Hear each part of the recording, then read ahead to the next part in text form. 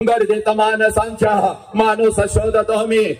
प्रचंड गर्दी या राष्ट्रामध्ये झाली, प्रचंड गर्दी या राष्ट्रामध्ये झाली, पण कुठं तर आपल्यामधला माणूस आणि माणुसकी हरवत चालली। म्हणून आज मी तुमच्या समोर उभा आहे। पोरांनो, ही माती कोणाची याचाच विसर तुम्हाला पडू लागला। अरे ही माती माझ्या छत्रपती शिवाजीराजांची, ही माती माझ्या बुद्धांची, ही माती माझ्या महावीरांची, ही माती माझ्या जगज्योती बसवेश्वरांची।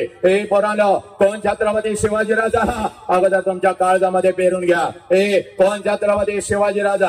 अरे ज्या राजानं स्वतःच्या स्वराज्यातल्या स्त्रियांना तर आया बहिणीचा दर्जा दिला, ज्या राजानं स्वतःच्या स्वराज्यातल्या स्त्रियांना तर आया बहिणीचा दर्जा दिला, पण शत्रूंच्या स्त्रियांना आया बहिणीचा दर्जा देणारा जगातला एकमेव राजा, ज्या राजाचं नाव छत्रपती शिवाजी राजा। मग या राजाच्या मातीमध्ये आज हे एखादा हरामखोर कुत्रा येतो आणि माझ्या लेकीच्या शरीराचे तुकडे तुकडे करतो।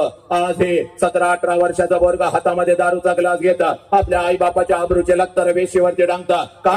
कशासाठी? कारण आमच्या मधला माणूस कुठे तर हरवत चालला। म्हणून बोरा, आज मी तुझ्या समोर उभा आहे बघ। हे व्याख्यान नाही तर या व्याख्यानाच्या पुढचा एक पाऊल असतं ज्याला परिवर्तन म्हणतात, ज्याला बदल म्हणतात। आणि हा बदल जर जाणून घ्यायचा असेल तर सगळ्यात अगोदर कृतज्ञता काय असते याची जाणीव तो आम्हाला झाली पाहिजे।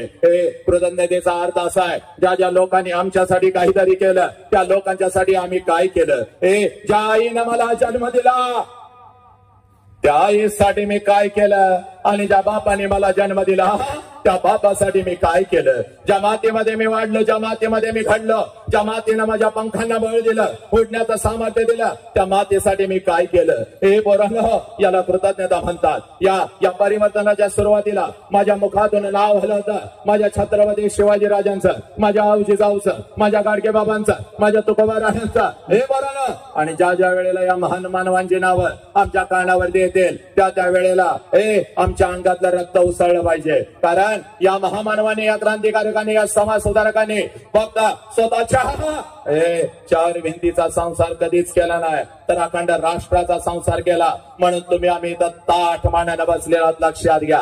मग यांचा जय जयकार कसा झाला पाहिजे?